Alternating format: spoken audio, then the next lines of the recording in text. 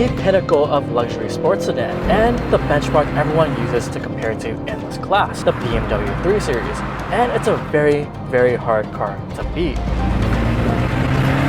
Refreshed for 2025, the Cadillac CT5. It's a much newer player in the game, but doesn't have what it takes to compete with the legendary 3 Series. Let's take a look. We have the CT5 Sport and the 330i M Sport. Even though the Caddy is a bit bigger, they're actually priced at almost the exact same price, both $59,000 in America, although this Caddy here is actually $8,000 cheaper than this 330i, $73K and $65,000. But now that we know the price, let's see what you're actually paying for. Badge, legacy, let's rewind the clock.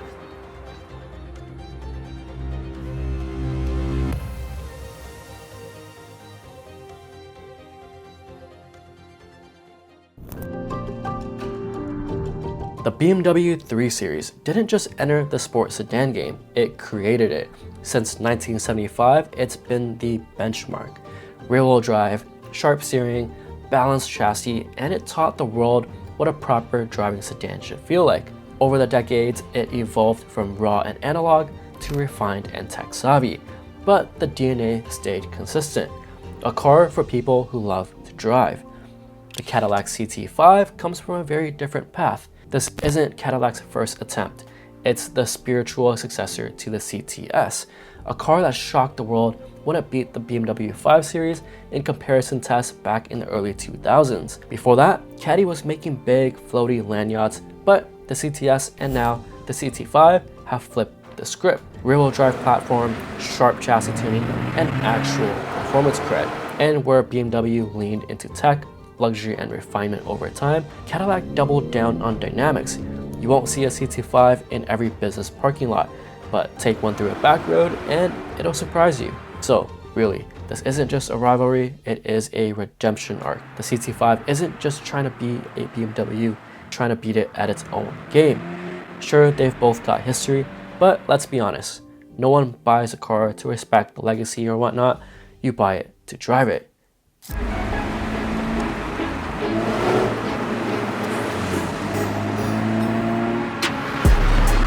If you care about chassis feel, they did this thing right. It's built on the Cadillac Alpha 2 platform, which is shared with the Camaro, which is an excellent performance car that unfortunately no longer exists. It has pretty sharp steering, it's very communicative, and you can just tell where the car is pointing. It is built on a rear-wheel drive platform, and rear-wheel drive is available in both Canada and the US, which is nice because the 3 Series you can only get in all-wheel drive in Canada. There is a pretty much 50-50 weight distribution to this car. Just like in the BMW, it is agile, but it's not overly stiff or anything. The ride sits on the firmer side, especially if you don't have the adaptive suspension like we don't today. So it's always a little bit on the harsher side, but it's a good blend for daily driving and to have a little bit of fun on the weekend. There is a drive mode selector here, which you can go through a few menus, including normal mode, which is what they call tour, sport mode, and ice and snow mode, and your own individual mode. It also changes the brake setting as well as the steering and the engine sound, which is all pretty much simulated. Let's put it in sport, give it a send here. It's alright. You get a 2.0 liter inline 4-cylinder that's turbocharged. You get 237 horsepower and 258 pound-feet of torque, a bit less than what you do in the 3 Series. I think it is underpowered, although you can get the V6 version, which is also available even for the non-V. Let's come to a full stop. We are in sport mode, and let's do a quick launch. Let's brake boost it. And that's 60 miles per hour. That's 6.6 seconds, not the fastest car in the world. It's definitely not as quick as the 3 Series. You do get a 10-speed auto here. It's pretty quick and it's pretty sharp when you're sending it, but I feel like when you're driving at a normal speed and you send it in the corner, it does take a second to hunt for that gear and then you get that power. I feel like they're reserving a lot of the performance in this car for the V, which does compete with the M340 and it's a much more expensive option. But that car I will say has a lot of value. In this case, it's not made for some serious performance. It's more of a luxury cruiser, which it does a really good job of doing that because it is very upscale. It's very quiet. You get double paned windows in here, something that you don't get in the BMW.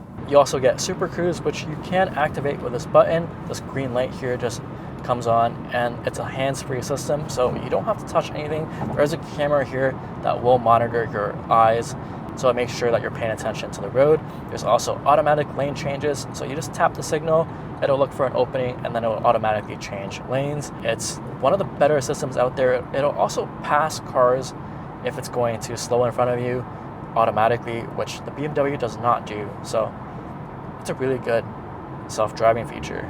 You do get your Driver Assistance Pro in the BMW as well, which is also a really good system, but I will say the Super Cruise is just a tad bit more advanced.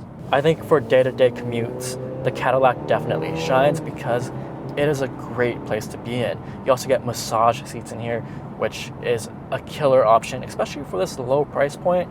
I don't think you could find that anywhere else for under $60,000. For my A to B commute through traffic in the city, I think this is slightly better. It's slightly more luxurious and just a more refined option.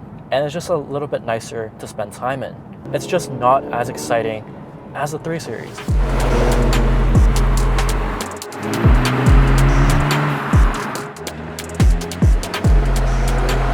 This is built on BMW's G chassis platform, and there's no doubt that it's a rear-wheel drive based vehicle, although it is only available with all-wheel drive in Canada, although in the US you can get either or. And this vehicle is equipped with this M Sport package, which comes with firmer suspension and a much better steering rack that is weighted the faster you turn. It's a $2,500 option, and it's worth it because it also looks way better and it drives much better with this package. Let's come to a full stop here and do a 0 to 60 launch here. Just a little bit of brake boost. Okay, yeah, you can really feel that it is a lot quicker than the CT5. It is BMW's B48 engine. It's a 2.0 liter turbocharged engine with 255 horsepower and 295 pound-feet of torque, which is quite a bit more than the CT5, especially when you're considering that it's also about 80 pounds lighter. It's agile, and in the segment, there is no other car that's faster than the 3 Series. The A4, the C-Class, they just cannot compete. And man, I do love the steering rack. You also get a ZF 8-speed auto, and it is pretty damn fast. Let's feel these paddles. Yeah, they're pretty quick to respond. I think it is a bit sharper and smoother than the Caddy's transmission. You also get better fuel economy here. You get 27 miles per gallon combined in the BMW and 25 miles per gallon combined in the CT5. Not too far off, but this is a bit better. It's also quite a bit smaller. There isn't as much space inside. It's not nearly as wide. So you are sitting in a tighter car here, whereas the Caddy is going to give you more of that touring feel because it is bigger. It's the more comfy place to be if you're on a road trip. You also get drive mode selectors here. You get a sport mode, a sport plus, and a comfort and an eco. Let's throw it into comfort now. You don't get adaptive dampers here, but it's still pretty comfy. It is nice and soft over these roads. With the M Sport package, again, it will be a little bit stiffer than if you were not to get it.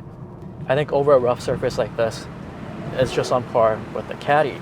But once you put it back in sport mode, this is definitely more of a driver-focused car. It's just a lot faster and a bit more agile. Chassis tuning is also incredible in these G chassis cars. It feels very balanced. This car also has a 50-50 weight distribution. It is also pretty quiet in here. You get some synthetic engine noise. I think it's not overly done, but you can turn that off if you just get out of sport mode. And you also get your available Driver Assistance Pro, which means that you get pretty good self-driving. You also get lane change assistance, your blind spot monitors, your cross traffic alert, and a really good 360 camera system, which you can view all around the car. The Cadillac Super Cruise is just a bit more advanced than this BMW system, but this is also really good. I think for a road trip or those really long commutes in traffic, the Cadillac just feels like a nicer place to be in. But if you're looking for something that is more driver focused, quicker, and also handles a little bit better, I would probably get in the BMW. It's just a driver's car.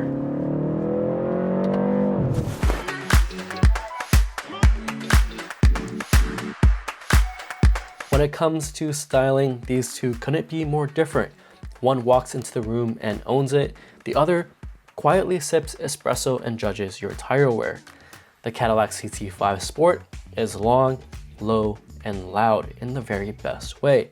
With its vertical LED lighting with really cool animations, gloss black grille, blacked out trims, it looks more like a junior Blackwing than a base model sedan. You get a wide planted stance and that signature fastback roofline that screams sport luxury. It's bold, dramatic, and says, yeah, I park up front. And then there's the BMW 330i M Sport, which you must tick that option if you want this cooler design and bumpers and all that. I would definitely get it. You get this clean, confident, and totally unfazed look. It doesn't shout at you, it speaks fluently in design minimalism. You've got that refreshed LED headlight design, sculpted bumpers, and subtle shadow line trim, which again is optional. It's business casual with dual exhaust tips, basically the German equivalent of wearing a tailored suit to a track day.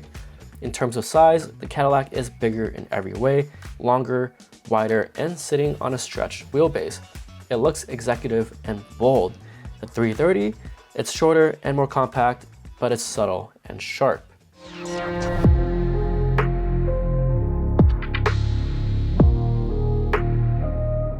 Inside, both the Cadillac and BMW give you a ton of luxury and tech you'd expect in a modern luxury sedan. They're both quite similar with a dual screen setup, both offering a touch screen and a rotary control, which I do love.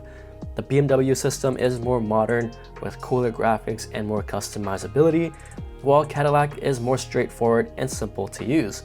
Both offer wireless CarPlay and Android Auto, wireless charging, a connected app, ambient lighting, and even a heads-up display. The BMW does have an advantage in tech and features overall, but comfort is where the CT5 shines. The seats are wider, comfier, and even available with massage. The rear passengers also benefit from extra legroom thanks to the longer wheelbase, as well as their very own sunroof. The BMW's M Sport seats are snugger, built to hold you in place around a corner, and while rear seat space is good, it's not as generous as the Cadillac. You'll notice that BMW also ditched the shift knob for a toggle, and the HVAC controls are embedded in the 14-inch display, which work perfectly fine. In terms of materials though, the BMW does have an edge with more consistent premium feel throughout, while the CT5 mixes upscale leather and stitching with some harder plastic in lower areas. Both offer a great audio system. The Cadillac's Bose setup can't quite match the strength of BMW's optional Harman Kardons, but they're both good regardless. Cargo space does favor the BMW with 17 cubic feet of space compared to the 12 cubic feet of space in the CT5. So overall, Cadillac prioritizes comfort and passenger space, while the BMW leans into a sporty setup and a more modern digital environment.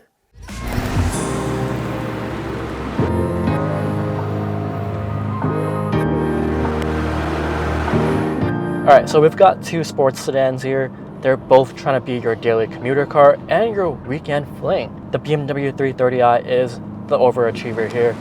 It's that friend that meal preps, goes on 5K runs before breakfast, and still fits into the same pants from college. It's efficient, it's sharp, it's calculated, almost a little too calculated. It'll carve up some corners while also getting 35 miles per gallon, but it's also correcting your grammar as you drive. Then there's a CT5 Sport. It's like your buddy that always shows up late, parks crooked, but tells the best stories. If you want all that performance and you want the best 0 to 60 time and want something more driver focused, I think the BMW is the choice for you. If you want a more relaxed driving experience and something that you can be very comfy in on a road trip, I think you should get Cadillac. That's all, guys. Thanks for watching.